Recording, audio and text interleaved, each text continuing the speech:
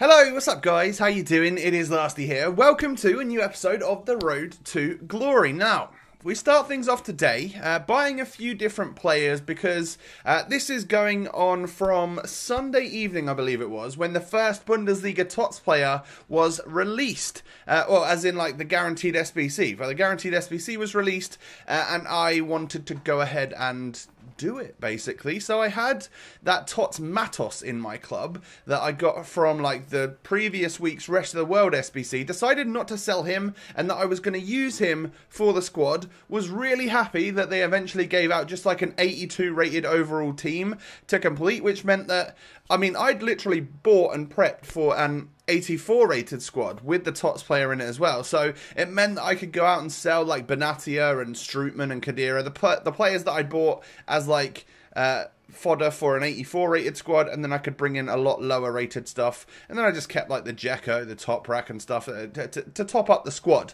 So all in all, that didn't cost me anywhere near as much as I thought it might do. I reckon the SBC cost me 30k to get that Matos, and then maybe 15-20k on top of that. A very, very cheap SBC, especially when you see the Brazil flag, then left back, and it's someone that fits our current squad. I was absolutely buzzing to pack 91 rated Wendell, Brazilian left back, Bayer Leverkusen. I mean, we've already got a FUTWIZ version of him in my main squad, so that is literally perfect, you know. Brilliant to bring him in. Obviously we could have got Bailey and then we could have sold the tradable version, but if there was anyone else that would fit our squad, it was definitely Wendell. So I was really happy to get the Brazilian. Like, as soon as I saw Brazil flag, I knew that it was going to be good, because if it was Naldo, like, he would have linked to my goalie and I could have fit Naldo in instead of Boateng. But right now, as you can see, this is my squad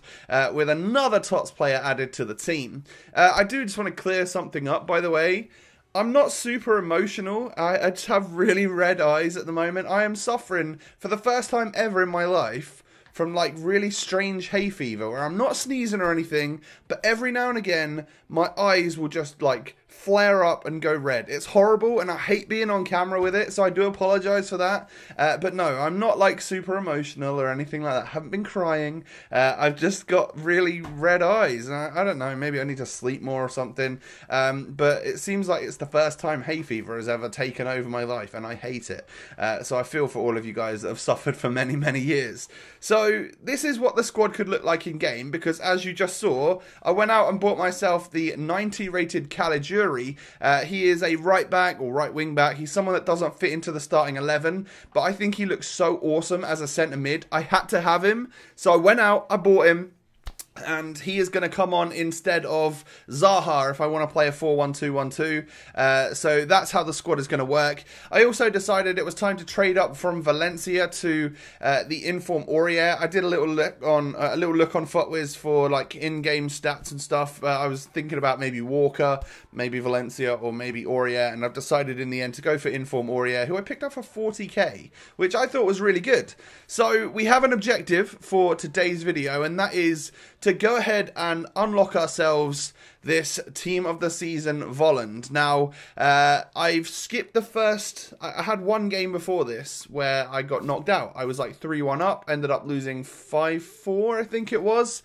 In the most horrible of circumstances. I didn't deserve to lose, but I'll go on my full tournament run now, and I won't bother showing you that one. So this right here is our like real first game. You know, we go 1-0 up with Team of the Season Sterling. Oh, by the way, feedback and stuff fully taken on board from the last episode.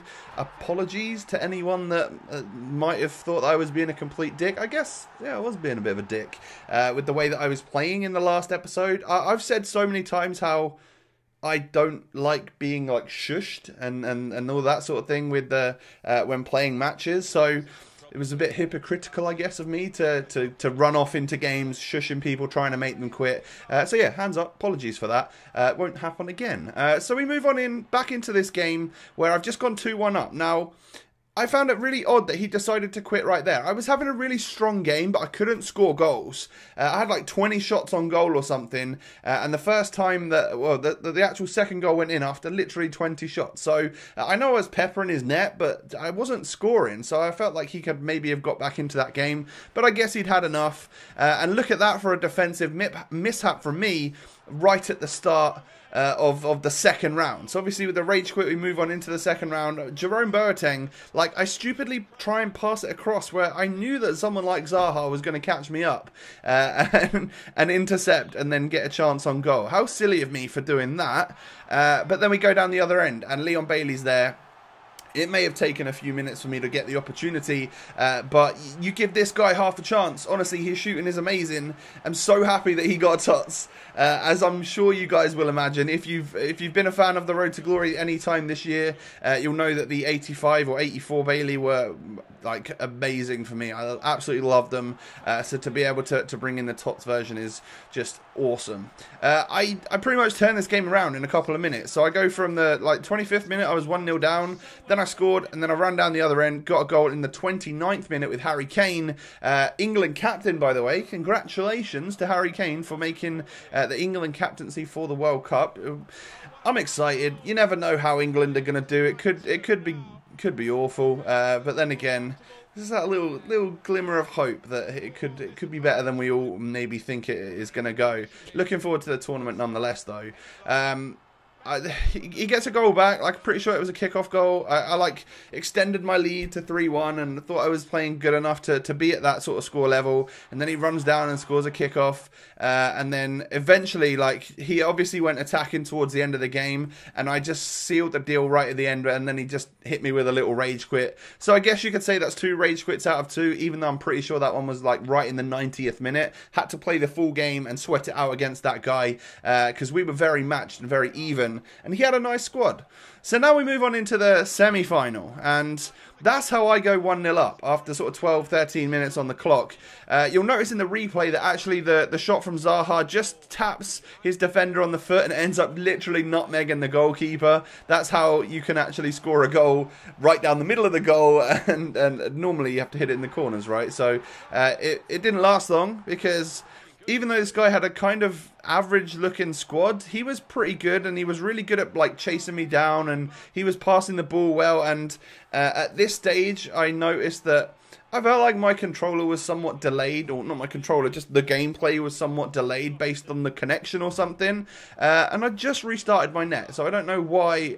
I don't know why it felt like that. Normally, the daily knockout, because it's dedicated servers, feels delightful. I love it. It's my favourite mode to play in because of how good and crispy the servers are. But this particular game didn't really feel like that. Now, I mean, you can tell by my pass accuracy. If I've ever got low pass accuracy, that's when you know, because normally I'm somewhere between 90 and 95% at half time. So if you can tell it when I've had like a bit of lag or a bit of delay or something when my passes aren't going together well.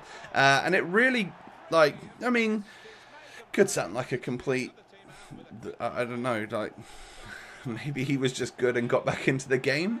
But in the 78th minute, I managed to pull one back again. Like, this is another situation where I was like 3-1 up and pretty much cruising. Like, I was doing all right. And then all of a sudden, I feel like I can't turn my defenders. He was like running rings around me, and he got back to 3-3. But as you can see, we hold out the 4-3 win in the end, and that pushes me into the final. So a 2-1 win, a 4-2 win, and a 4-3 win pushed me into the final. So they've not been like the most easy of games at all. They've all been relatively difficult. But I guess we come up against like the kind of like the most average looking squad in the final. So surely we've got a pretty good chance here. But then again, he's seeded, so he has to be in the final. So he has to have got there with that squad. So maybe he's good. But when my goalie does that after a minute and doesn't save a, like, he's normal Leroy Sané. It's not like he's a TOTS or anything. And he just hits a random little whippy finesse. And it goes 1-0. And then after a couple of lucky bobbles later, it goes 2-0. And then I'm looking forward to showing you the replay right here of me giving away a penalty. Where do I touch him? I don't understand how it was given. But I saved the pen, and then obviously another mishap later, it goes 3-0, and my head is just like on the floor at this point in time. I fully lost it because this is my 5th game in a row of playing like super sweaty, hardcore match against people that were difficult, considering I lost that first one that I didn't show you. And then when I get a clear-cut chance, it hits the post. I felt genuinely so unlucky. Like, there's no getting around it. This guy was good at the game and better than me, especially with a subpar team compared to what I've got. But nonetheless, I feel like normally with the players I've got, I can pull back into a game. It just didn't feel like it was going right. And after I said in the semi-final, I was feeling like there was delay. I literally stopped, restart my net, went back into this game, and I don't think there was any delay in this particular one. I think I just genuinely got battered. When I look at the goals that he scored, I'm pretty disappointed in my goalkeeper. But that's FIFA, and that happens, and like, it could so well have happened to his goalkeeper if I had managed to actually earn a few shots. So, well and truly defeated at 5-1 down. I pulled one back to make it 5-2.